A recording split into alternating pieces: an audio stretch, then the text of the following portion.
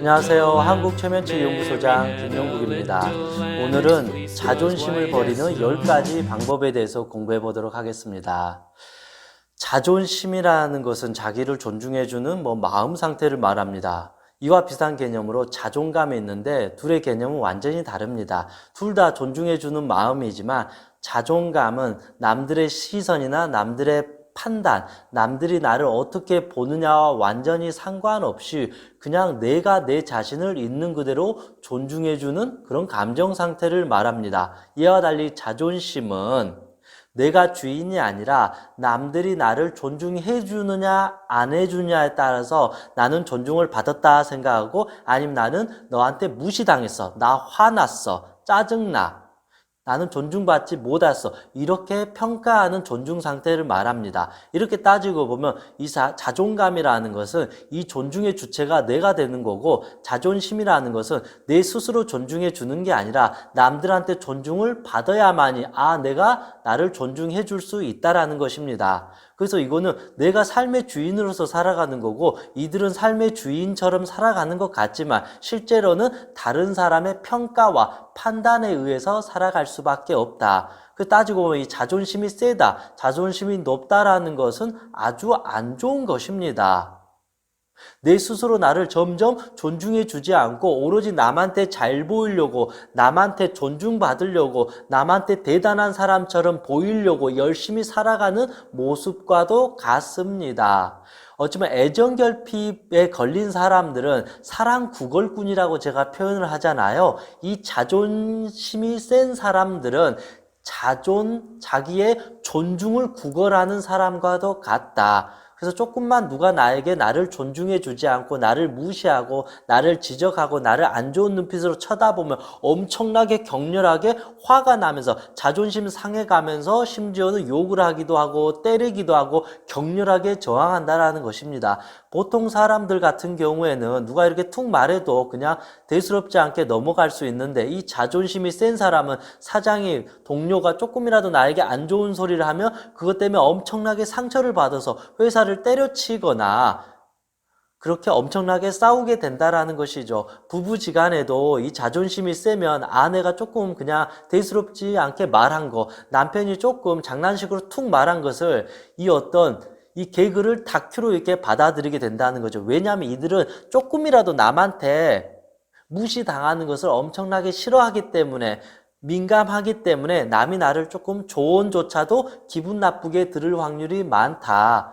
그래서 시도 때도 없이 이 감정의 동요가 계속 일어날 수밖에 없다. 그러니까 또 남들한테 오히려 좋은 소리만 듣고 싶은 거죠. 남들한테 칭찬을 받고 남들이 나에게 좋은 소리 해줄 때는 내가 존중을 받았다, 나는 기분이 좋아요, 이렇게 하는데, 남들이 조금이라도 나에게 안 좋은 소리를 하게 되면 그때부터 난 자존심 상했어, 난 무시당했어, 너가 나를 짓밟았어, 너 때문에 나는 기분이 지금 상했어, 그런 식으로 엄청나게 격렬하게 반응할 수밖에 없습니다. 그래서 자존심이 세다는 것, 높다는 것은 우리의 행복에 있어서 아주 안 좋은, 가장 큰 마이너스 요인이 될 수밖에 없습니다.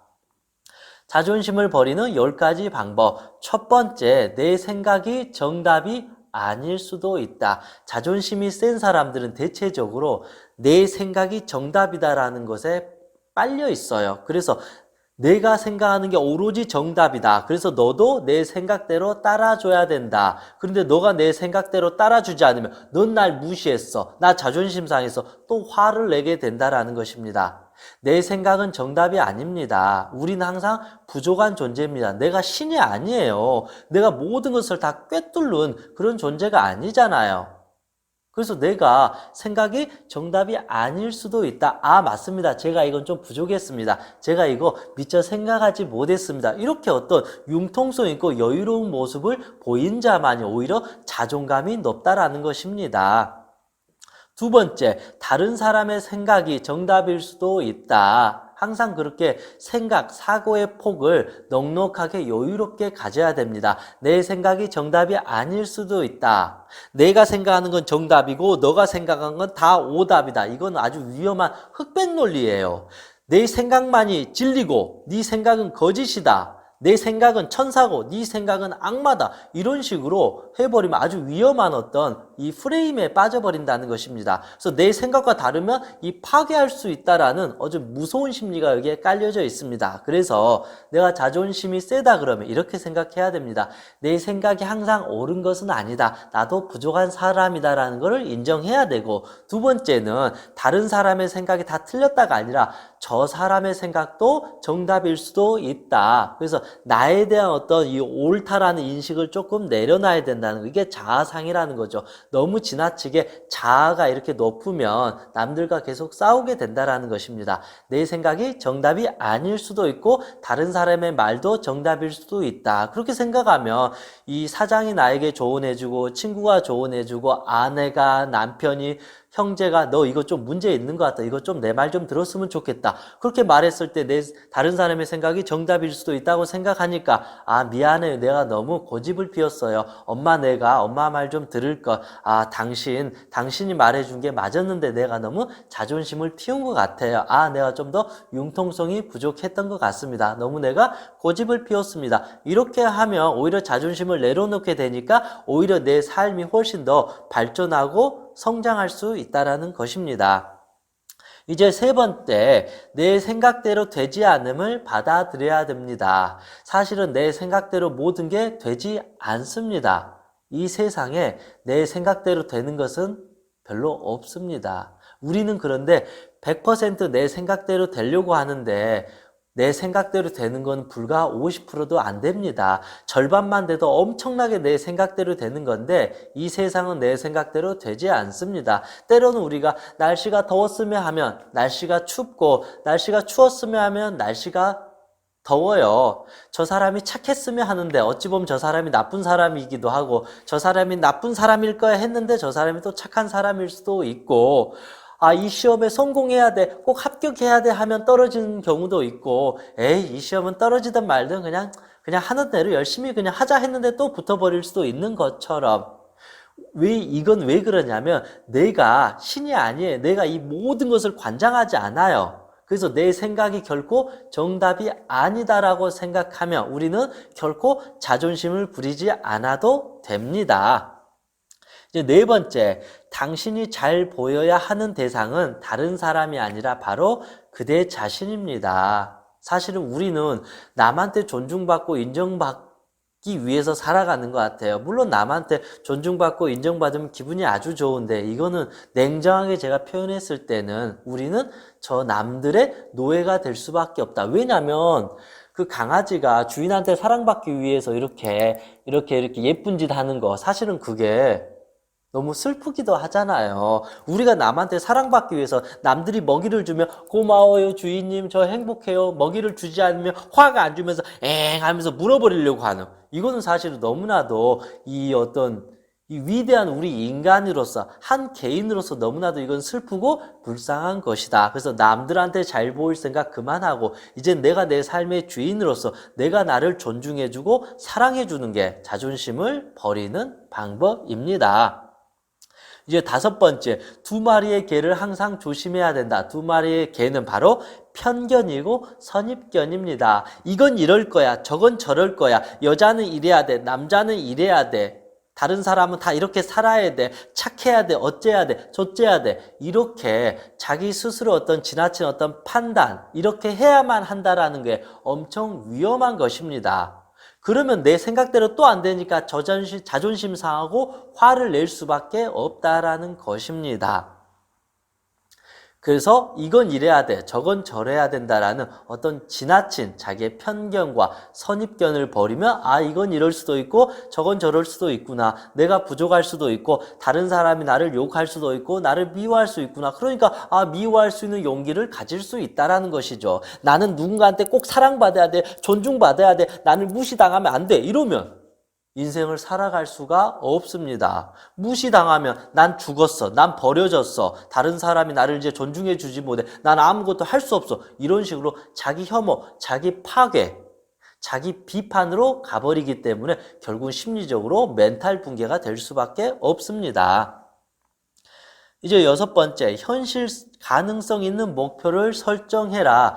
이 자존심이 센 사람들은 대체적으로 이 어떤 목표나 이게 엄청나게 높아요. 거대해요. 그래야지, 야, 너 대단한 사람이다. 이거를 이 사람들은 이게 삶의 목표예요. 너 대단한 사람이야. 너 멋있다. 이게 삶의 목적이고 내가 존중받는 이유이니까 대체적으로 자존심이 센 사람들은 엄청나게 큰 목적을 향해서 가요. 목표의식이 너무 커요. 목표가 크다는 건 아주 좋은 건데 자존감이 높은 상태에서 목표를 지향하는 것과 자존감이 없이 오로지 자존심에 의해서 과대한 목표를 갖는 사람들은 과대망상증입니다. 자기의 이 거대한 목표를 설정했는데 이 거대한 목표가 설정되지 않고 붕괴돼 버리면 이 사람의 삶도 붕괴되어 버리기 때문에 자존심이 센 사람은 최대한 목표를 낮게 현실 가능성 있는 것에 목적을 두어야 된다. 현실 가능성 있는 목표를 설정해서 달성하니까 이 만족감이 스스로가 내가 이 정도 하니까 잘 됐구나. 정말로 대단하다. 내 자신이 이런 능력이 있는 사람이구나. 그렇게 하니까 더 높은 현실 가능성 있는 목표를 또 설정하니까 더 큰 목표를 설정하고 그러면서 오히려 이 사람은 자존감이 높아지는 것이지 그냥 단지 거대한 이 우주와 같은 목표를 설정해서 달려가는 것은 애초에 불가능하다. 그래서 현실 가능성 있는 목표를 설정해서 달성을 해야 됩니다. 이제 7번째, 지혜로운 주변 사람들의 말을 경청해야 된다. 저는 사실은 자존심이 엄청나게 센 사람이고 높은 사람입니다. 그래서 제 스스로 저를 평가하기를 저는 무지한 사람이다. 멍청했구나. 내가 바보였구나. 주변 사람들의 말을 듣지 않고 내 멋대로 살다가 결국은 인생이 망가졌구나. 이거를 뒤늦게 깨달은 사람입니다. 그래서 되도록 이제는 내 소신과 철학은 분명하게 갖되 내 주변에 현명한 사람, 지혜로운 사람, 내가 도움이 될 수 있는 사람, 내가 스승으로 이렇게 따를 수 있는 사람의 조언은 그게 아무리 독이라 할지라도 그거를 경청해야 되겠다. 그런 생각을 하면서 살아가고 있습니다. 그래서 지혜로운 주변 사람들의 말을 진심으로 공감하고 경청해라. 아내 입장에서는 남편의 이 어떤 도움이 되는 말을 진심으로 경청해야 된다. 당신이 뭘 한다 그래? 당신은 집에 있어가지고 아무것도 모르잖아. 그렇게 무시해버리면 안 된다는 것입니다. 아내도 남편의 조언을 진심으로 경청하고 공감해야 됩니다. 가족은 어찌됐든 저 사람이 잘 되는 마음을 기본적으로 가진 상태에서 조언을 해주고 지적을 해주기 때문에 되도록 지혜로운 사람 그리고 나에게 도움을 주는 사람들의 말은 되도록 경청해야 됩니다. 그렇지 않으면 마음의 문이 닫히면서 또 고집불통이 되고 또 꼰대가 되어버릴 수밖에 없습니다. 생각이 앞뒤가 꽉 막히니까 눈에 뵈는 게 없어요. 자기가 무슨 짓을 하는지 모르다 보니까 결국은 말을 실수하게 되고 행동을 실수하게 되니까 사고를 치게 되고 결국은 후회하고 평생 반성하면서 좌절하면서 절망하면서 자기 자신을 미워하면서 분노하면서 그렇게 불쌍하게 불행하게 살아갈 수밖에 없습니다. 8번째, 실수나 실패에 대해서 깔끔하게 인정해야 됩니다. 이 자존심이 센 사람은 실수와 실패를 인정할 수가 없습니다. 왜냐하면 실수하고 실패하면 남들이 나를 어떻게 쳐다볼까? 그러니까 죽을 만큼 고통을 받고 괴로워한다라는 것입니다. 인간은 완벽하지 않습니다. 인간은 신이 아닙니다.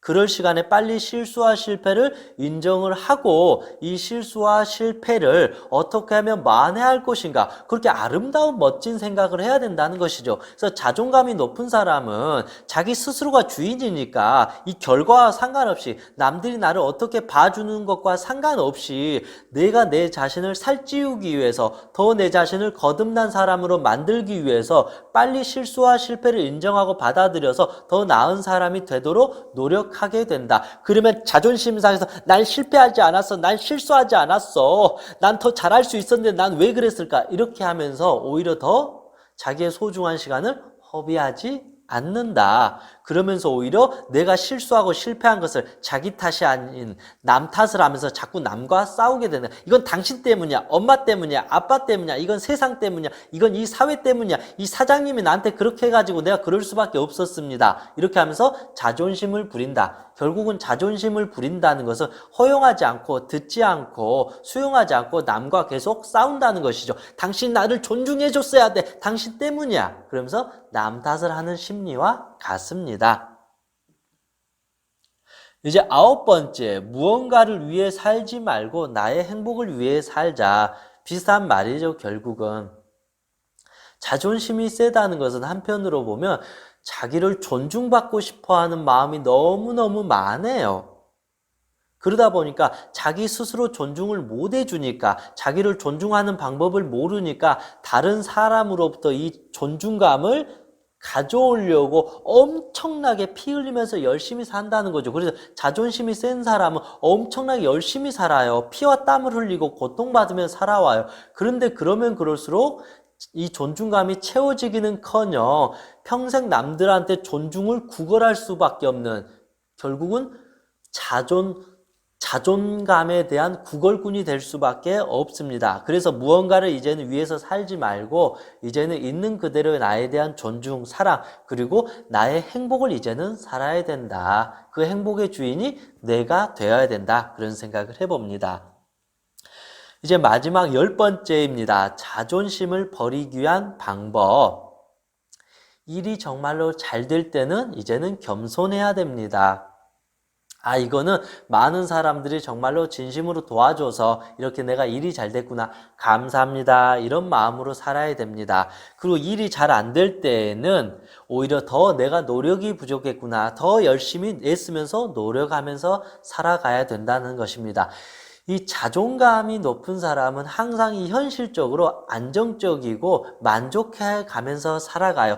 지나치지도 않고 부족하지도 않으면서 건강한 정신 상태를 유지하면서 살아간다는 것입니다. 자존심이 세다는 것은 엄청나게 이런 불안한 상태에서 살아가게 된다는 것입니다. 이 과도하게 남들의 사랑을 남들의 존중을 과도하게 받으려고 살아가니까 얼마나 심리적으로 불안해요.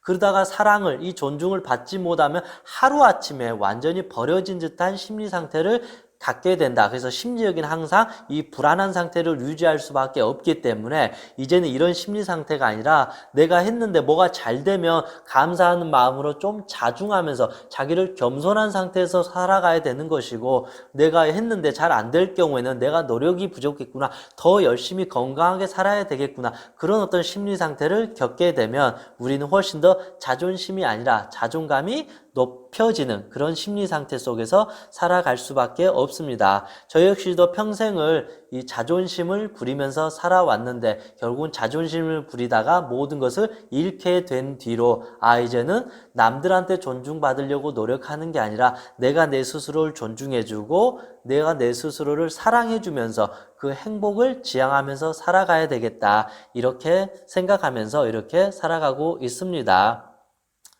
그래서 이제는 이 10가지 방법대로 이렇게 하게 되면 우리는 좀 자존심이 사라지면서 자존감이 높은 사람으로 살 수 있습니다. 이제는 자존감을 높여야 됩니다. 자존감이 행복의 지름길이다. 저는 이런 생각을 해봅니다. 이상 행복체면사 청명이었습니다. 수고하셨습니다.